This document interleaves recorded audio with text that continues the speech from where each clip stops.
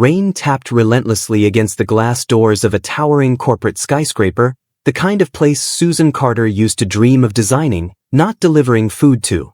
Drenched and breathless, she clutched the last paper bag in her arms like it held her future. Her sneakers squeaked on the marble floor as she rushed into the lobby, only to collide hard with a man stepping out of the elevator. The bag tumbled. So did her pride. Rice and curry scattered across his polished shoes.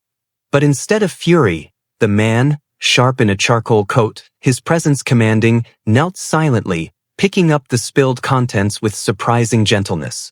"Looks like we both needed a break," he said with a half-smile that reached tired, knowing eyes. His name was Liam Hayes. She did not recognize him as the owner of the very building she dreaded entering. He, however, recognized something in her, something familiar. Beneath the soaked uniform and the hurried apologies was a spark he had nearly forgotten in himself: resilience. They shared the remaining intact meal in the corner of the lobby as rain drummed overhead. No titles. No expectations. Just two strangers, momentarily unburdened.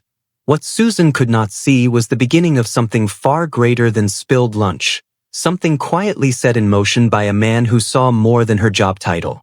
In her worn-out eyes, Liam saw a version of himself, before the boardrooms, before the billions. He would not tell her today, but he would not forget her either. Behind the kindness lay a secret. This meeting was not the end of her delivery route.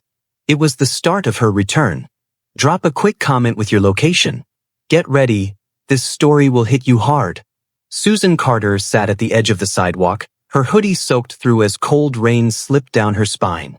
Her delivery app kept glitching, and her phone battery blinked red. She had only one order left, a high-priority lunch going to the 15th floor of Hayes and Hartwell Design Group.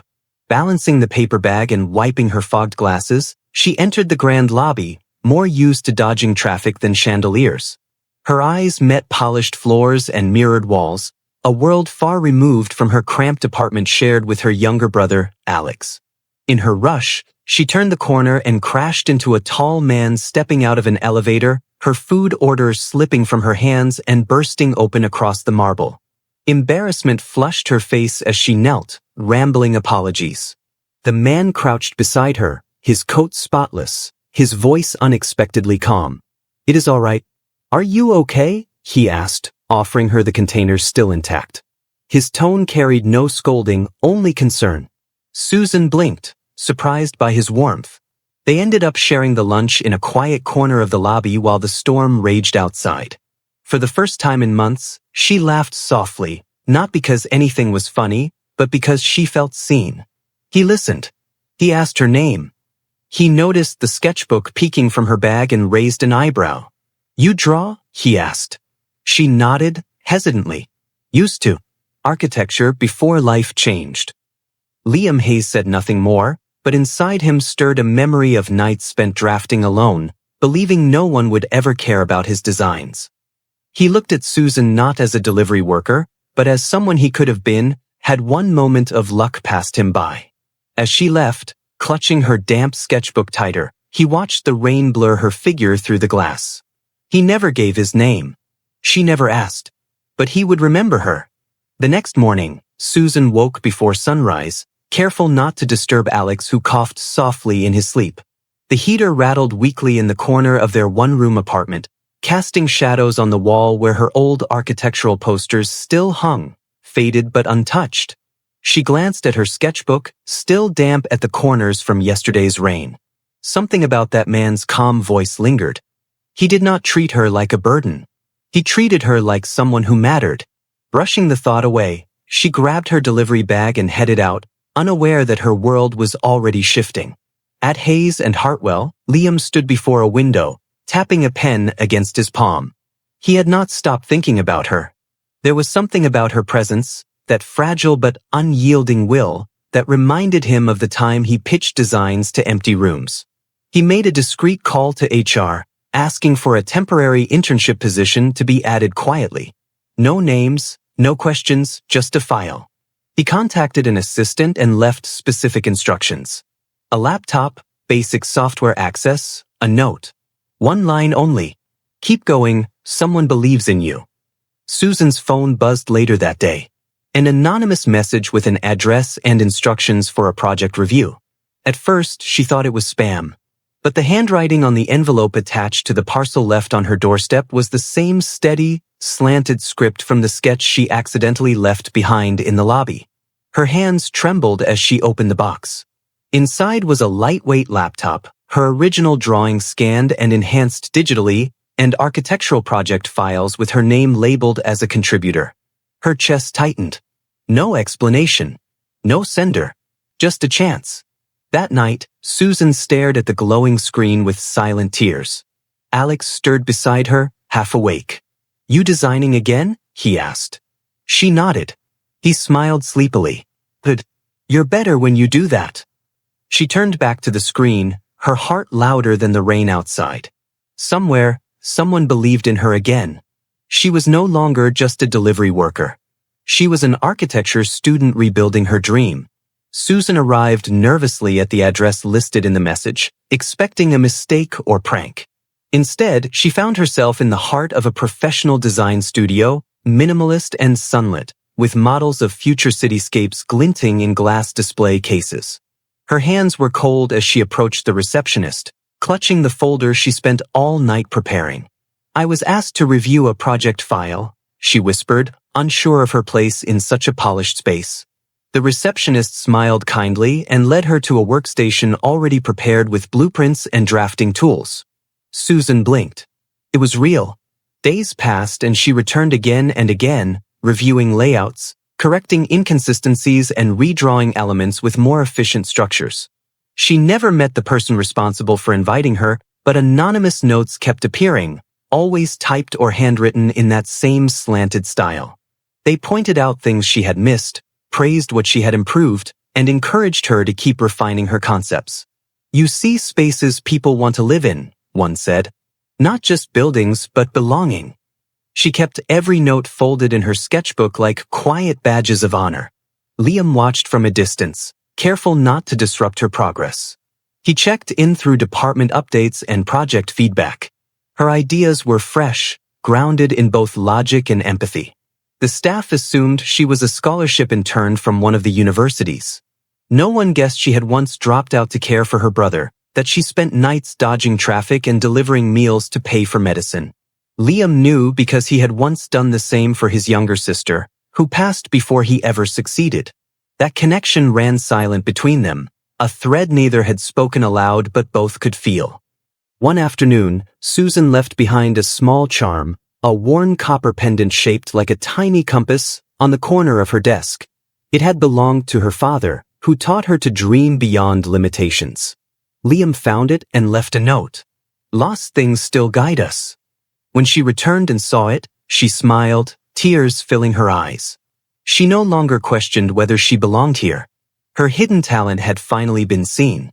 The office soon became a quiet sanctuary for Susan, a place where time slowed and her pencil felt like an extension of her thoughts. Still, she never learned who had orchestrated her arrival or left her the tools she needed. The anonymous support continued with unwavering precision. Each week brought another envelope with refined renderings, personalized critiques, and projects that challenged her skill set. A mug with her favorite quote appeared on her desk one morning, reading, "Start where you are." No one in the team claimed responsibility.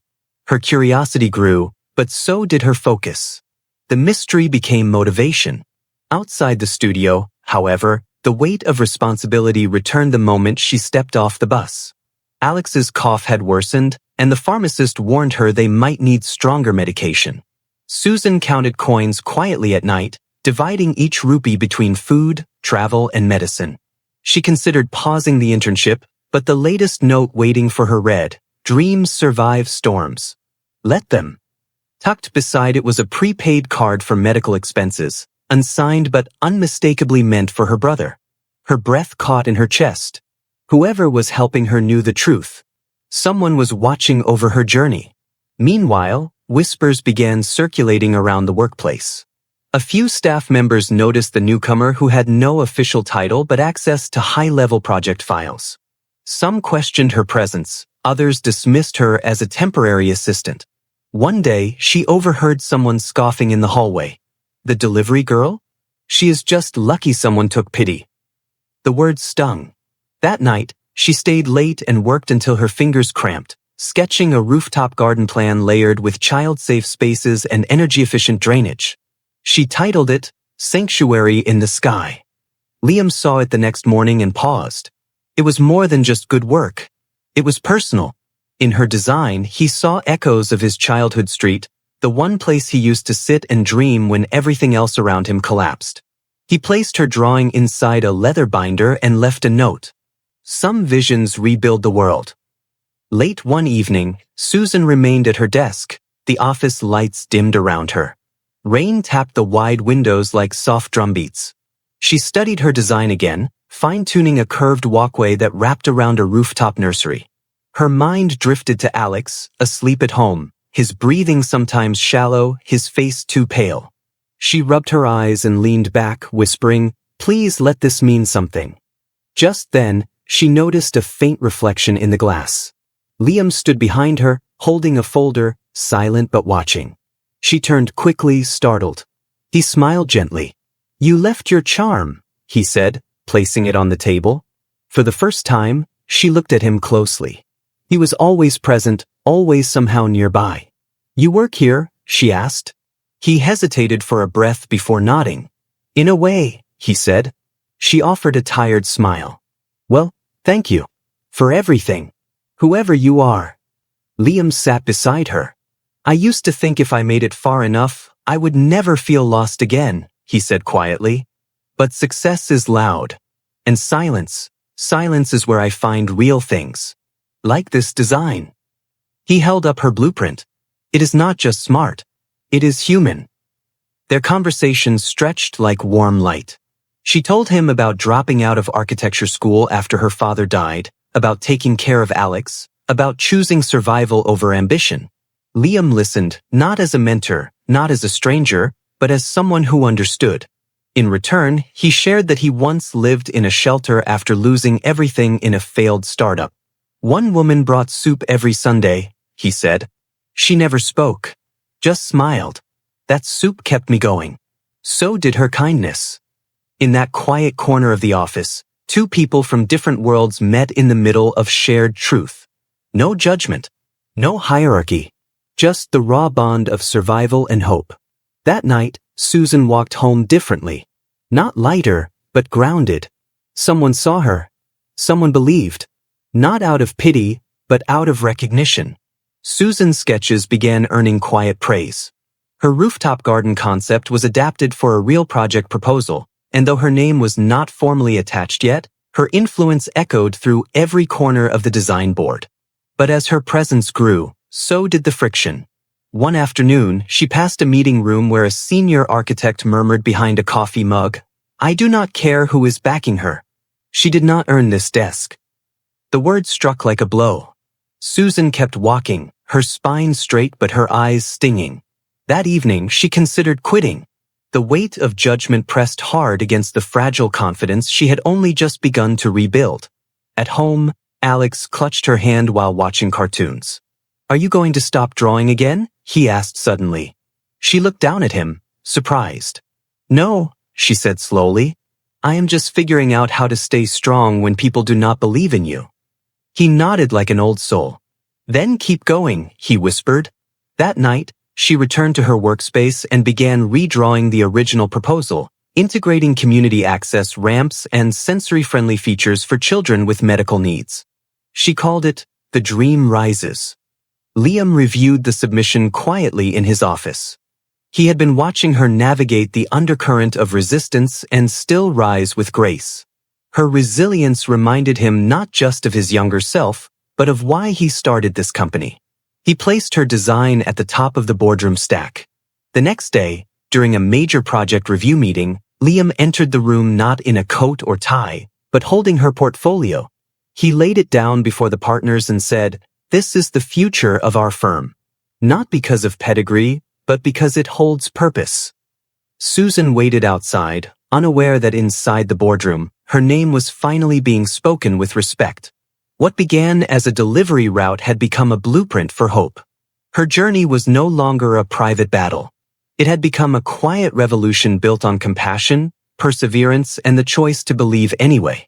The following morning, Susan was called into the largest meeting room on the upper floor, a place she had never entered.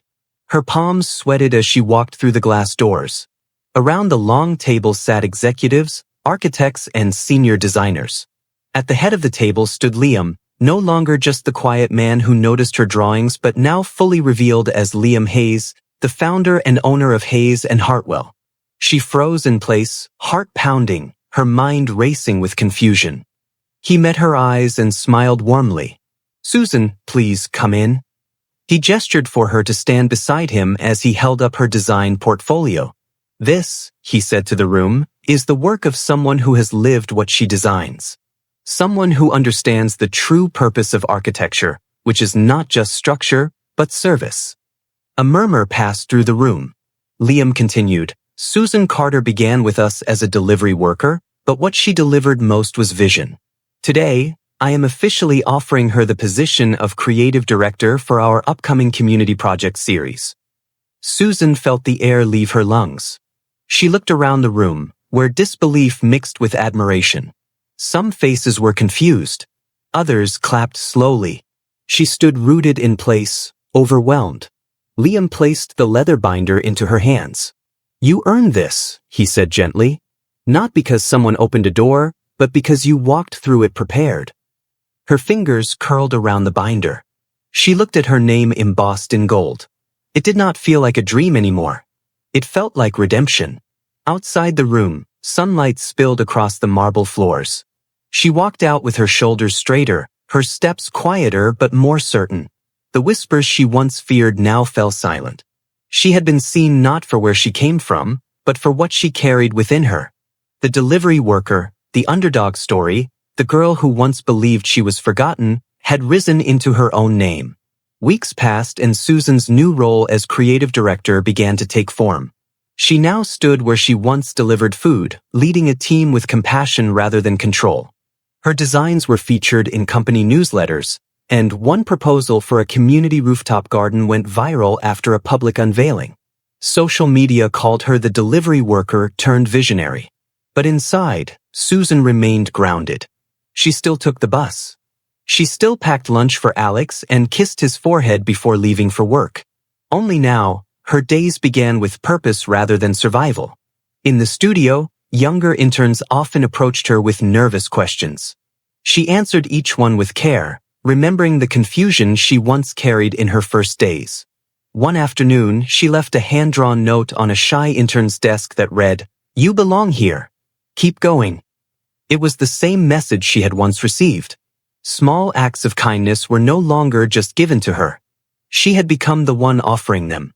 The symbolic compass charm she always wore around her neck reminded her daily of the direction her father hoped she would find. Liam watched her from a distance, no longer needing to intervene. She had found her rhythm.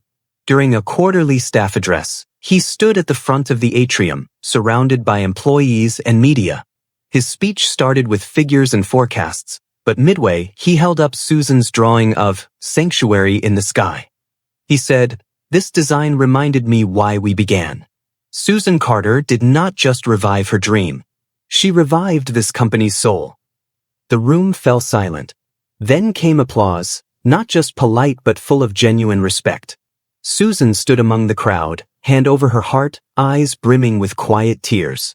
Her story was no longer hidden. It had become a source of resilience, hope, and shared purpose. She was not just part of the firm. She had reshaped its foundation.